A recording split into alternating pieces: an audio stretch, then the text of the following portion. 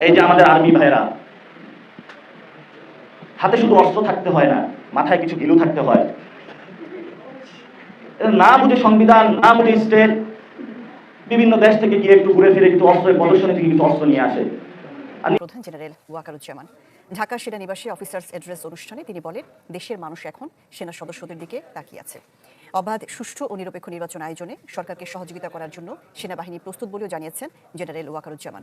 কেউ কেউ সেনাবাহিনীকে নিয়ে বিস্ফোরক মন্তব্য করেন, তবে এসবের বিপরীতে একেবারে নীরব ছিলেন জেনারেল ওয়াকারুজ্জামান। যখনই দেশ ও জাতির উদ্দেশ্যে কথা বলেছেন তখনই শুধু ঐক্যের বার্তা দিয়েছেন, কিন্তু এবার প্রথমবারের মতো বিভিন্ন সময়ে বাহিনীকে নিয়ে কটূক্তির জবাব দিয়েছেন বাহিনী প্রধান। মঙ্গলবার ঢাকা সেনানিবাসে আয়োজিত এক অনুষ্ঠানে সেনাবাহিনীকে নিয়ে কটূক্তি ইস্যুতে সেনাপ্রধান বলেন, এসব মন্তব্যে অখুশি হওয়ার কিছু নেই। যারা এসব করছে তাদের বয়স কম আমাদের সন্তানের বয়সী, তারা বড় হলে নিজেদের ভুল বুঝতে পারবে, তখনই নিজেরাই লজ্জিত হবে।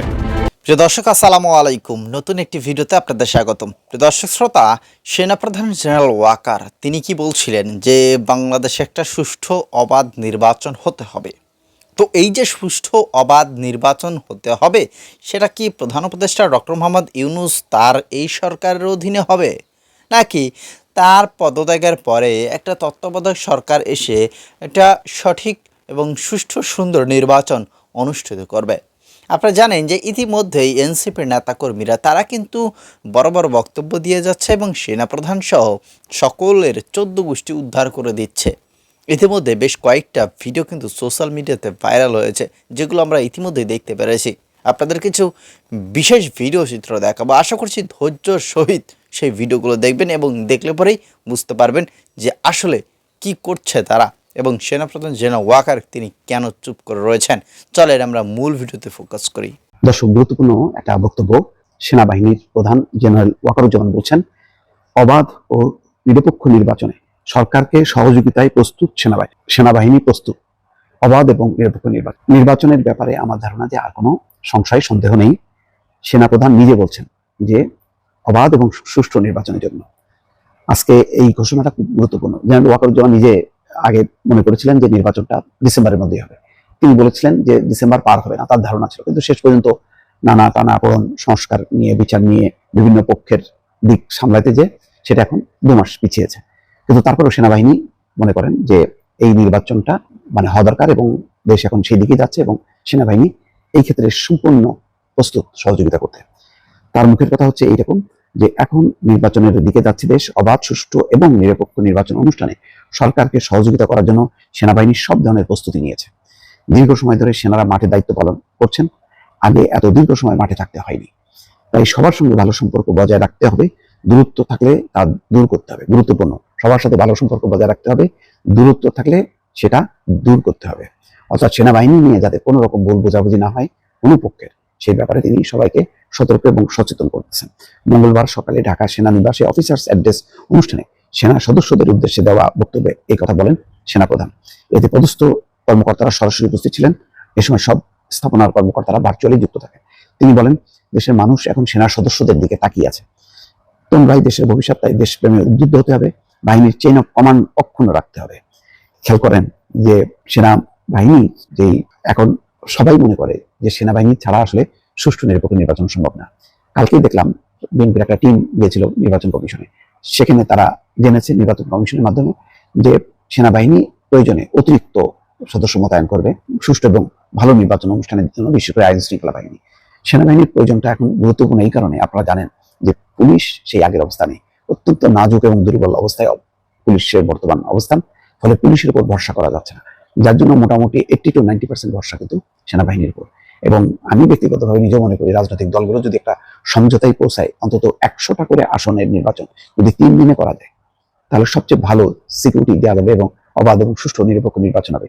ওই 100টা আসন বা নির্বাচনী এলাকাকে ঘিরে পুলিশ, সেনাবাহিনী, সমস্ত স্তরের আইন শৃঙ্খলা বাহিনী সর্বশক্তি নিয়োগ করবে। প্লাস বিদেশি অবজারভার যারা, পর্যবেক্ষক যারা, দেশি বিদেশি অবজারভাররা অনেকগুলো নির্বাচনী এলাকায় তারা তৎপর থাকবেন। ফলে কেউ শক্তি খাটাবে, প্রভাব বিস্তার করবে, সেই জায়গাটা কমে আসবে। অর্থাৎ নিরাপত্তা আরো নিশ্চিত হবে, ভোটাররা আরো আশ্বস্ত হবেন, যে ভোটে কোনো বিশৃঙ্খলা হবে না এবং সবাই নিরাপদ যখন ভোট করবেন তখন ভোটার। কিন্তু সেনা প্রধানের সঙ্গে শেখ হাসিনার কি আলাপ হয়েছে গণভবন সূত্রে সেটা জানা যায় না।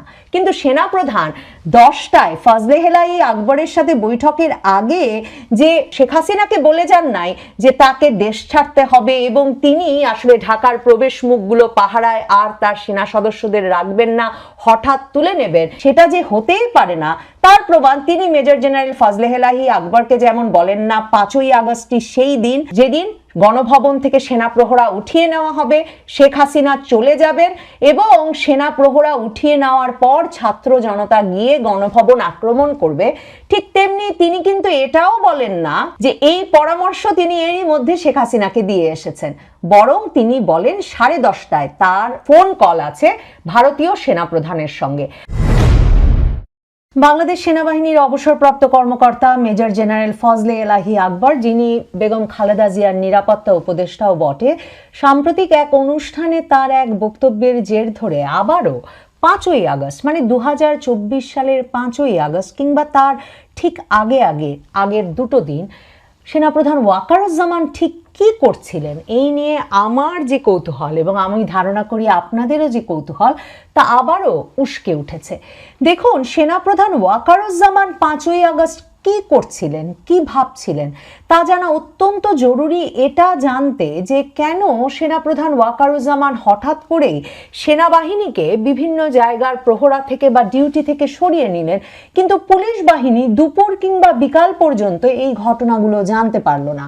এটা জানা জরুরি যে সেনাপ্রধান ওয়াকারুজ্জামানই কি ছিলেন শেখ হাসিনাকে ভারত পাঠানোর ব্যবস্থা করে দেওয়ার পেছনে, নাকি অন্য কেউ অন্য কোনোভাবে শেখ হাসিনাকে ভারত পাঠানোর ব্যবস্থা করে দিলেন।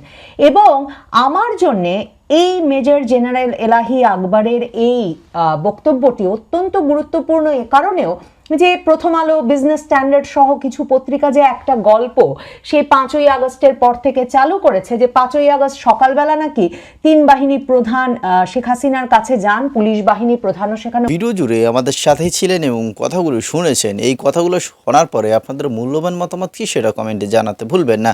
আর হ্যাঁ দর্শক, ভিডিওটি ভালো লাগলে ভিডিওতে একটি লাইক করে দিবেন, চ্যানেলে নতুন হয়ে থাকলে চ্যানেলটি সাবস্ক্রাইব করে বেল বাটনে ক্লিক করে রাখবেন এই সমস্ত নিউজ আপডেটগুলো সবসময় পাওয়ার জন্য।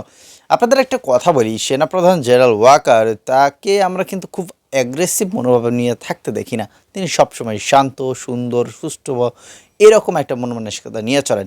এবং 5ই আগস্ট তিনি সাবেক প্রধানমন্ত্রী শেখ হাসিনার সাথে কি করেছিলেন সেটা কিন্তু অনেকেই অনেকভাবে প্রেজেন্ট করে। এখন শেখ হাসিনাকে যদি ওই দিন সেভ না করতেন তাহলে হয়তো শেখ হাসিনা আজকে বাংলাদেশে থাকতেন এবং সেটা কারাগারে থাকতেন। যাই হোক, আপনাদের মূল্যবান মতামত কি যে সেনাপ্রধান জেনারেল ওয়াকার তিনি কি চাইছেন যে ডক্টর ইউনূসের অধীনে নির্বাচন হোক, নাকি ইউনূস পদত্যাগ করবে তারপরে একটা নির্বাচন হবে? কি মনে হয় আপনাদের সেটা জানাতে ভুলবেন না। ধন্যবাদ সকলকে, দেখা হচ্ছে পরবর্তী নতুন কোনো ভিডিওতে।